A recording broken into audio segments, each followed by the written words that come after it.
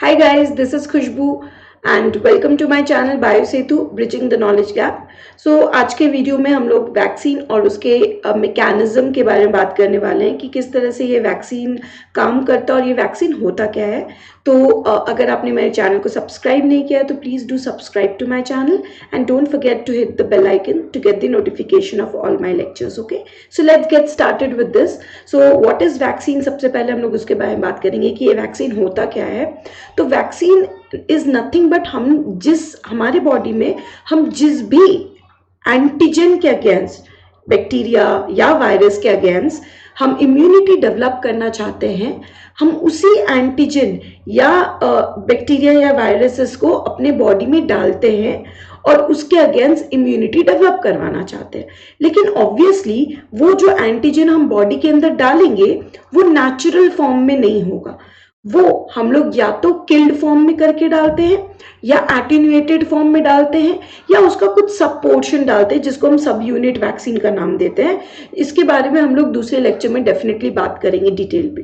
But अभी के लिए हम उस ऑर्गेनिज्म को, उस बायोलॉजिकल एंटिटी जिसके अगेंस्ट वैक्सीन बनवाना चाहते हैं या जिसके अगेंस्ट हम इम्यूनिटी डेवलप करना चाहते हैं, हम उसे किल्ड फॉर्म में या एटेन्यूएटेड फॉर्म में हम उसको बायोलॉजिकल प्रिपरेशन तैयार करते हैं। इस बायोलॉजिकल प्रिपरेशन में हम उस एंटीजन के साथ साथ कुछ और भी केमिकल मॉलिक्यूल्स को मिक्स करते हैं। ऑब्वियसली ये chemical molecule is going to act as a enhancer ताकि वो बायोलॉजिकल एंटिटी प्रॉपरली हमारे बॉडी में जाके फंक्शन कर पाए।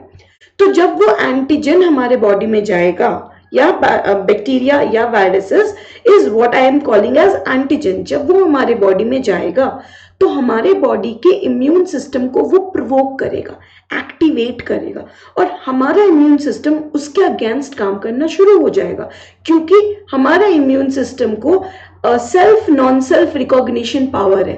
वो पहचान लेता है जब भी कोई बाहर का मॉलिक्यूल अंदर आता है तो वो एक्टिव हो जाएगा इम्यून सिस्टम और एक्टिव होके एंटीबॉडीज फॉर्मेशन शुरू करेगा।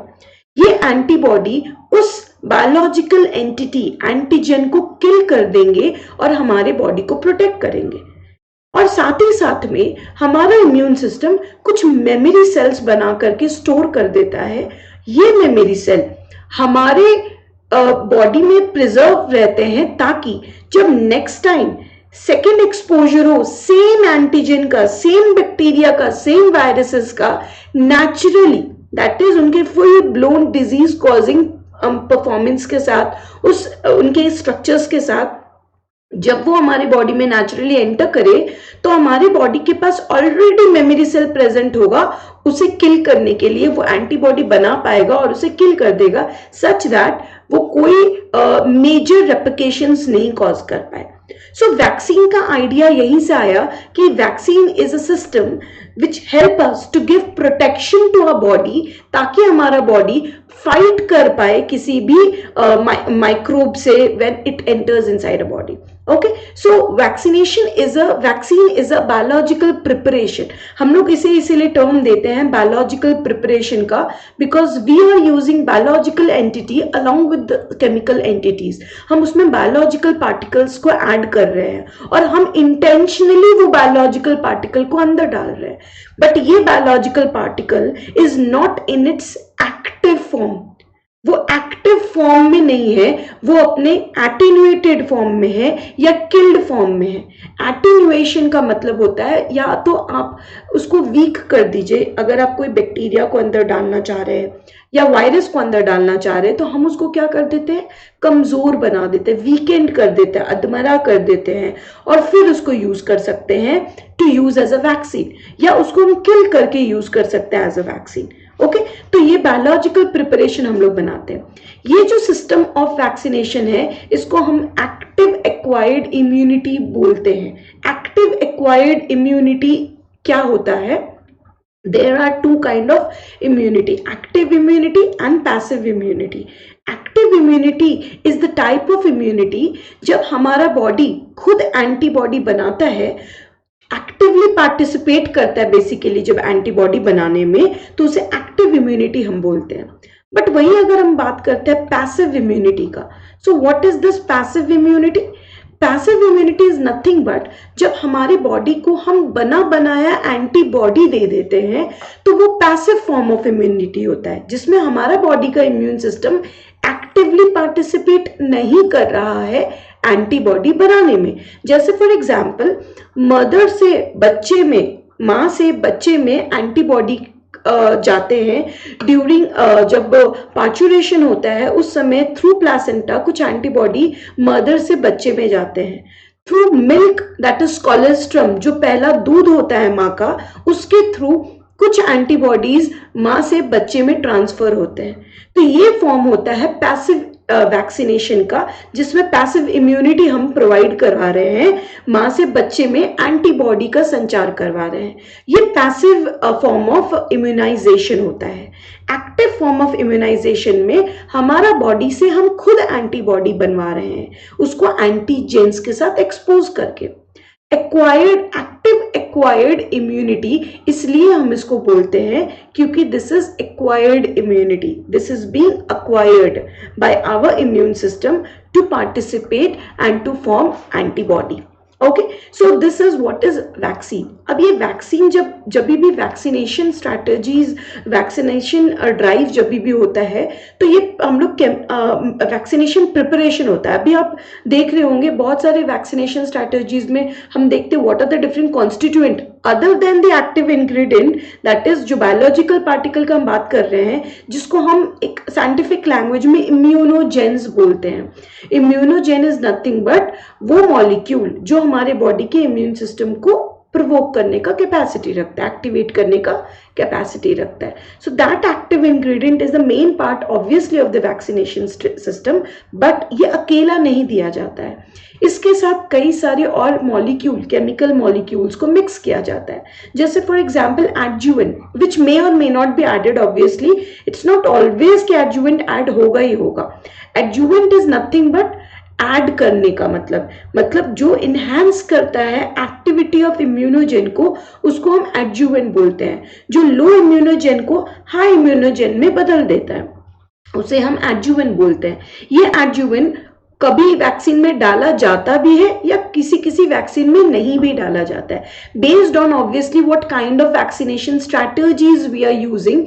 एडजुवेंट यूज होगा या नहीं होगा डिसाइड किया जाता है। लाइक फॉर एग्जाम्पल अगर हम killed form of vaccination system में जाते हैं तो जनरली वहां पे एडजुवेंट का जरूरत पड़ता है, क्योंकि हम वहां पर माइक्रो ऑर्गेनिज्म को मार करके इस्तेमाल कर रहे हैं, तो वो कमजोर हो गया है बहुत ज्यादा एक्टिवेशन करवाने में हमारे इम्यून सिस्टम को। लेकिन अगर हम एटीन्यूएटेड स्ट्रैटेजी अपनाते हैं, जिसमें हम किल नहीं कर रहे हैं, जिसमें हम सिर्फ कमजोर कर रहे हैं अपने माइक्रो ऑर्गेनिज्म को, वहां पे जनरली एडजुवेंट्स का जरूरत नहीं पड़ता है। ओके, उसके बाद प्रिजर्वेटिव्स ऐड किया होता है उसमें, बिकॉज ऑब्वियसली जो वैक्सीन्स बनते हैं इमीडिएटली बनता है और इमीडिएटली पॉपुलेशन तक नहीं पहुंचता है, there is always a time gap. तो वैक्सीन को प्रिजर्व करना इज वेरी वेरी इंपॉर्टेंट। तो ये प्रिजर्वेटिव्स उसमें कुछ ऐड किए हुए रहते हैं जो उस वैक्सीन को इंटैक्ट करके रखते हैं अपने फंक्शन में, उनको प्रिजर्व करके रखने में मदद करते हैं। उसके बाद उसमें कुछ एक्सीपियंट्स ऐड होते हैं।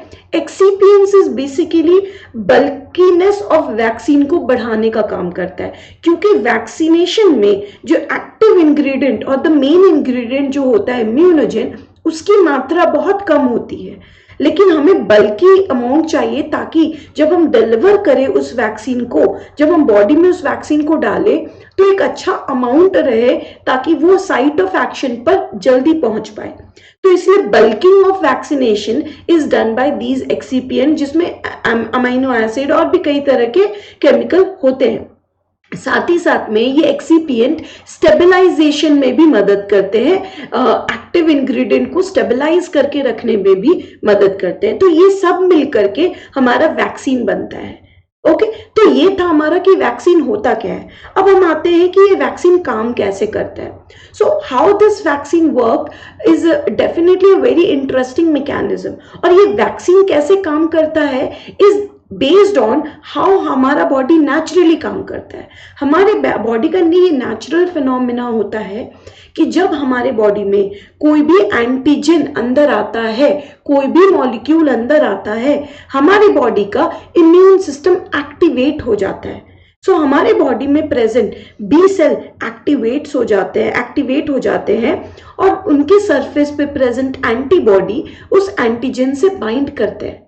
तो suppose and obviously antigen bind कर रहा है, मतलब इसके सरफेस पे जो प्रेजेंट है, लाइक सपोज इसका पैराटोप मैं इस तरह से बना देती हूँ, एक पैराटोप मैंने बनाया, तो जो भी मॉलिक्यूल अंदर आया, that molecule should be having this kind of epitope on the surface, ताकि ये इससे बाइंड कर पाए। So when the antigen or the microbe will enter inside the body, what will happen? It will come and bind to its appropriate paratope on the surface of the B cell. इनमें आकर के ये bind करेगा। सो ये bind करेगा and we can see like this, it will come and bind. जैसे ही ये antigen will come and bind to the surface of the B cell on the antibody present on surface of the B cell, it triggers some kind of a changes and ये क्या करता है, ये MHC को respond देता है। And MHC class 2 molecule क्या करता है, MHC क्लास 2 मॉलिक्यूल इसको सरफेस के ऊपर लेके जाता है एंड सरफेस के ऊपर लेके जाकर के MHC क्लास 2 इस एंटीजन को सरफेस पे एक्सप्रेस करता है, प्रेजेंट करता है। किसको प्रेजेंट करता है, ये टी सेल को प्रेजेंट करता है। Okay, so it is going to present to T cell, so T cell will come. Okay, so I will be using this. तो ये टी सेल है सपोज, सो ये टी सेल है, T cell को present करेगा MHC and ये T cell इसको प्रेजेंट करने के बाद, उसको पहचानने के बाद टी सेल साइटोकाइंस रिलीज करना शुरू करता है। These cytokines are proliferating cytokines का हम लोग इसको नाम देते हैं, ठीक है, प्रोलिफरेटिंग साइटोकाइंस। प्रोलिफरेटिंग साइटोकाइंस आएंगे और बी सेल के सरफेस पे आकर के बाइंड कर जाएंगे। बी सेल के सरफेस पे बाइंड करके बी सेल के प्रोलिफरेशन को ट्रिगर करेंगे, जिसके वजह से बी सेल प्रोलिफरेट करने लग जाएगा, वो अपना नंबर बढ़ाने लग जाएगा, जिसको हम लोग क्लोनल एक्सपेंशन का भी टर्म यूज करते हैं। So this is known as clonal expansion. Okay, ये करेगा clonal expansion. So B cell अपना मात्रा बढ़ाने लग जाएगा। Now what will happen, T cell liberates करेगा अब डिफरेंशिएटिंग साइटोकाइनेंस। ये डिफरेंशिएटिंग साइटोकाइनेंस जो है वो आएंगे और बी सेल में डिफरेंस पैदा करेंगे। कुछ बी सेल को प्लाज्मा सेल में कन्वर्ट कर देंगे, और कुछ बी सेल को मेमोरी सेल बनवा देंगे। ये जो मेमोरी सेल है, इनके सरफेस के ऊपर भारी मात्रा में एंटी एपोप्टोटिक प्रोटीन का एक्सप्रेशन शुरू हो जाता है, जिसके कारण ये मर नहीं पाता है सेल, और ये प्रिजर्व हो जाता है for life long period of time हमारे बॉडी के अंदर। बट जो प्लाज्मा सेल है, उनका लाइफ कुछ हफ्तों का ही होता है।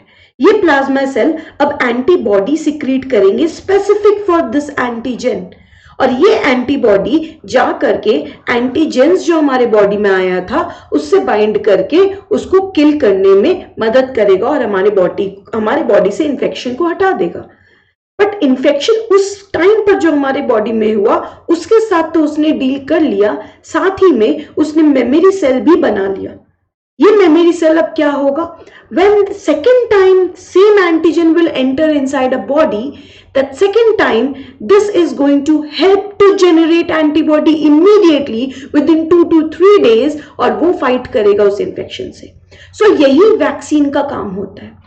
In this vaccination system what we do is, हम वैक्सीनेशन में जो बायोलॉजिकल प्रिपरेशन हम तैयार करते हैं उसमें हम उस एंटीजन के साथ में ऑब्वियसली कुछ और मॉलिक्यूल्स को ऐड करते हैं, जिसका हमने बात किया अभी, और उसको हम इंजेक्ट कर देते हैं इंडिविजुअल बॉडी के अंदर। उसके ये एंटीजन जाकर के बी सेल पे बाइंड करेगा। बी सेल में बाइंड करने के बाद वो क्लोनल एक्सपेंशन करवाएगा, क्लोनल एक्सपेंशन होने के बाद वो मेमोरी सेल बनवाएगा और मेमोरी सेल हमारे बॉडी में स्टोर हो जाएगा, ताकि जब नेक्स्ट टाइम ये सेम एंटीजन नेचुरली हमारे बॉडी के अंदर आए तो ये मेमोरी सेल उस एंटीजन को मारने में सक्सेसफुल हो और हमारे बॉडी का फाइटिंग मैकेनिज्म को इनहैंस कर दे. So this is the whole idea behind vaccine and how it works. तो अगर उसे ग्राफिकली हम रिप्रेजेंट करना चाहे तो ग्राफिकली रिप्रेजेंटेशन में हम बोल सकते हैं कि फर्स्ट डोज जब हमने दिया, first dose which is obviously not natural, through vaccine जब हमने एंटीजन को अंदर में डाला, एंटीजन एंटर किया जब बॉडी के अंदर, तो एंटीबॉडी बनने में थोड़ा टाइम लगता है. So the natural process of vaccination antibody development is 7 to 14 days. तो जब फर्स्ट टाइम ये हुआ तो 7 से 14 दिन के बाद में एंटीबॉडी का सर्ज होगा बॉडी के अंदर, इम्यूनोग्लोबिन्स या एंटीबॉडी हमारे बॉडी में बनेंगे फर्स्ट एक्सपोजर के बाद. आफ्टर दैट एंटीबॉडी थोड़ा कम हो जाएगा और एक थ्रेशोल्ड वैल्यू मेमोरी सेल का बना के वो रोक देगा.